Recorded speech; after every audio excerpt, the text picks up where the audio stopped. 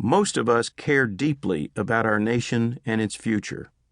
That is why I wrote this book, to help each U.S. business achieve financial stability, to protect its future, and to show our citizens a way to meet head-on the problems that we, our children, and their children are facing.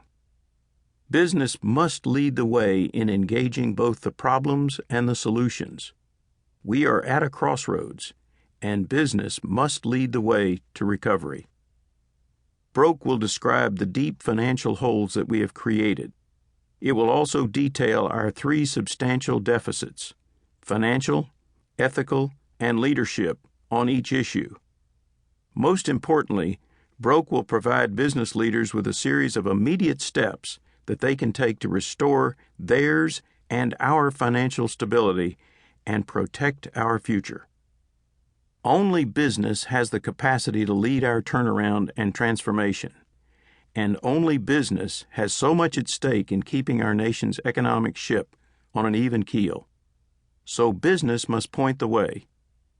Many Americans realize that our drift downward has occurred during the past 45 years. Broke says that the financial train wreck that is roaring toward us must be stopped now. How did we get here? A trusted colleague of mine for more than 25 years said sadly, "We are fools to have allowed these disasters to occur." But how could we be so foolish? One explanation lies in the nature of our daily battles, those that we see and those that rage in the mind and in the unseen. Prominent among them is the battle between good and evil that many ignore as foolishness. Another is our misunderstanding of the values and ethics of belief that drive behavior and that have haunted the United States since its founding. The first value set, the Judeo-Christian ethic, is the basis for the Constitution, the American system of common law, and most of the institutions that have been created in the United States during our 234 years of history. Clearly delineating the forces of good and evil, this ethic holds that man is inherently evil, so he must confront this evil and look to God as the ultimate source of guidance, redemption, and ultimate accountability. These are the principles upon which this republic was established. Alexis de Tocqueville describes the profound speed of development of an early America because of its focus on community and associations dedicated to serving others in his 1832 epic study, Democracy in America.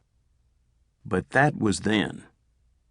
More recently, an opposing system of thought has taken hold of the American consciousness: secular humanism, a doctrine, philosophy, and way of life that rejects a supernatural God and stresses the dignity, worth, and capacity of the individual for self-realization through reason.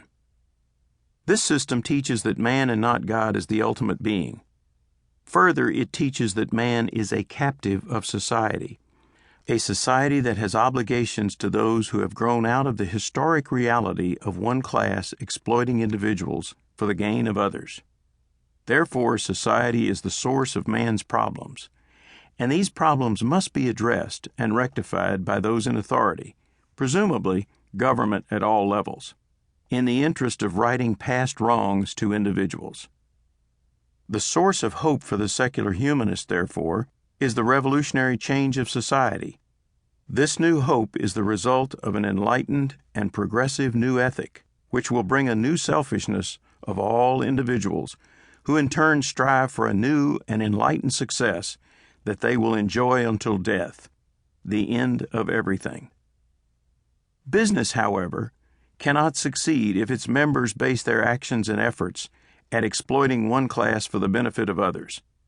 The tragic outcomes of the economic meltdown of 2007 to 2009 are only the most recent evidence of this failed ethic and system of values.